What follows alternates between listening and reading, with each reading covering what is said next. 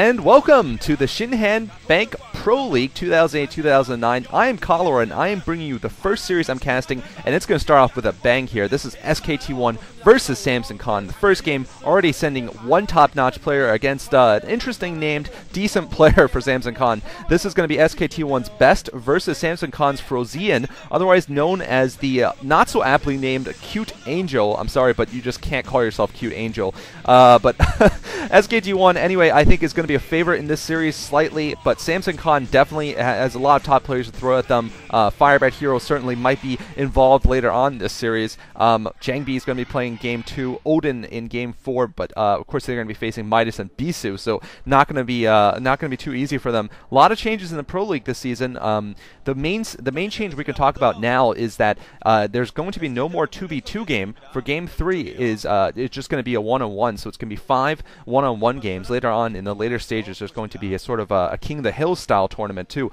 but right now that is the main change for the regular season. This is on the map Destination. Here we have in green at the 6 o'clock location Frozean. I refuse to call him by his name, Cute Angel. And in the 12 o'clock location in purple we have Best for SKT1, and I have to say Best is a little bit of a favorite in this matchup. He is 60% against Terran. Of course, that's his second best matchup. Interesting enough, he's sending out a fairly early probe. I think he did build a pylon inside his base, but I'm not sure exactly. Actually, I think he did, but we'll have to see what he decides to do with this early probe. Usually Protoss do not scout that early unless he suspects some kind of cheese is coming from the Terran, and yes, he has built a pylon inside his base, so he's not going to set up any proxy gateways.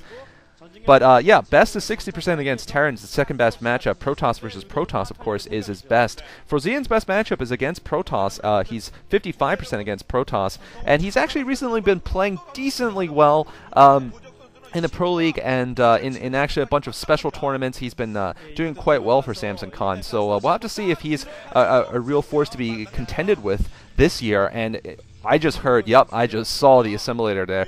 I heard the little bit of the warping in. I was like, oh, that was a gas steal. So Best has gone for the gas steal on S.Khan's Frozean here, and the gas steal is something that we saw a lot on Blue Storm when that was played in the Pro League and you know, in the individual leagues. It really is an interesting strategic move by the Protoss. We'll see if he allows it to, yeah, it looks like he's going to allow it to warp in. Well, yeah, he will allow it to warp in. What I meant to say is we'll see if he decides to rebuild it if Frozean attacks it. Now, the Terran player can either just opt to wait on the gas and then go for a factory build. They can try to kill it with their SCVs, which costs them a little bit, or they can actually just put down extra barracks and go for a fast rush of some sort. That is often the most fun to watch, but it is also done quite rarely to switch into something like Medic Marine as reaction. But we'll see. You know, you really require it's a delicate balance because the Protoss does have to sacrifice 100 minerals. Generally, you do this as a Protoss if you want to put on some early pressure on the Terran with your first couple of Dragoons. We are going to see that Cybernetics Core going up for Best, and we'll see what kind of build he does afterwards. If he wants to put up a little pressure and then go for some kind of tech build. And here we are seeing Frozean destroying that gas. Looks like the probe is gone, so it's not going to be able to rebuild the assimilator. So a lot in StarCraft is going on right now. Of course, we have the Pro League right here. We have the OSL in the round of 8. We have the MSL soon moving into the round of 16. We have the GOM TV Intel Classic at the round of 64, I think, although there's been tons of games played already in the 128. And we have a bunch of special tournaments coming up, including, well, this is the World Cyber Games is coming up. Also, the World Cyber Games US qualifiers. Do check out Esports TV. Eventually, those games will be up from Moltrap and Diggity. And we're going to see whether S.Khan's Frozean decides to go for a standard factory into expansion here. It's going to be a little bit delayed, though. And we're seeing a second gateway being put down for Best. Unfortunately, it is going to get scouted. So Best is going to be probably putting a little bit of pressure early on against Frozean here. Maybe he's going to try to deny him that expansion, that fast expand. And or he could be going for expansion nexus of his own. But I think he's going to be going for a couple of Dragoons and just trying to push up. Frozean is going to be delayed by about a minute here with this factory. And what else is going on? Oh yeah, the SC2GG.com Star Cup, of course. That's been part of the reason why I've been a little bit busy recently. I've been trying to get myself a little better at actually playing StarCraft. I really didn't play StarCraft for many years until about 5 months ago when I started doing commentary. So just getting back into the swing of things. 5 Marines out for S.Khan's Frozean. I gotta stop saying S.Khan's Frozean. It looks like he might be actually faking a fake double here, and instead he is going for a true 2-factory build here. So his reaction to early gas duo is going to be putting a little bit of pressure on Best here, and Best, and also it's a good reaction for Best to push here if he is going to push heavy on Dragoons. Frozean definitely will have something to counter with those 2 factories going up.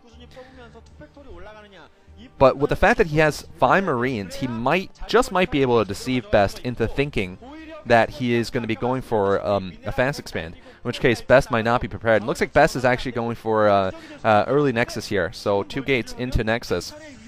Yep, there's the Nexus from Best. So a lot of StarCraft to check out, and for all my viewers here, I'd like to thank you for making Cholera your choice of StarCraft to watch, because there are a lot of options, and not a few options in English either. Of course, there's Moletrap and Diggity, bunch of new commentators at SC2GG.com, and the Intel Classic, of course.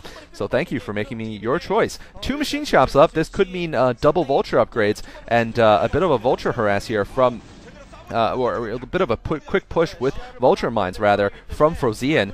Looks like Best is going to try to push up the ramp. No tanks out for Frozean yet, so I think Best is actually going to get up the ramp once these Marines go down. Good micro here from Frozean, and nice delaying from Frozean. The tank is already out, and Best has to retreat here.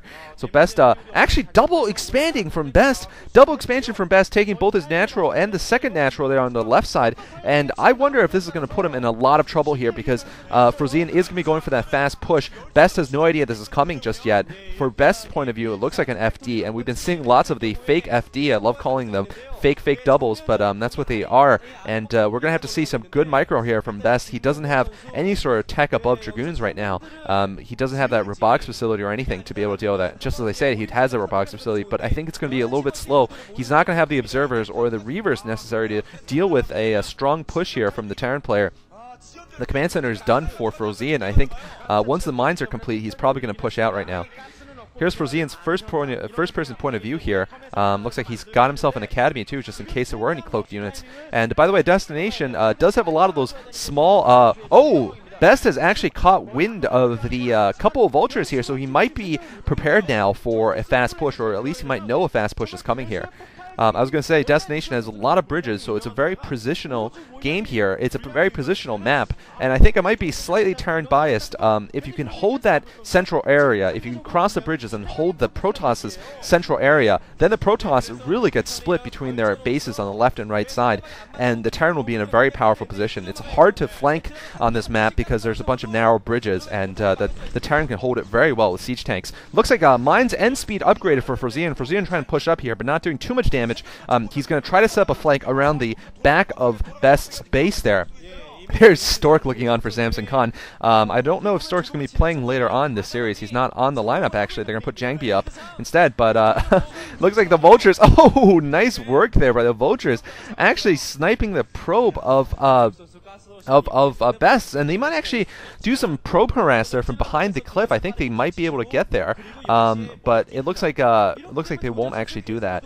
Best transferring probes to both of his expansions. He's got a nice pylon wall there, and Frozean actually did not push out with his double factory units there. Interesting enough, he just chose to get a very safe expansion, and I think that might be actually a mistake for Frozean, because he's going to be a little bit behind in the resources now. He hasn't done any damage to Best, really, and Best now is well prepared. He has observers out. I think if he pushed with his initial units, he could have really just been able to take a good position, maybe even force some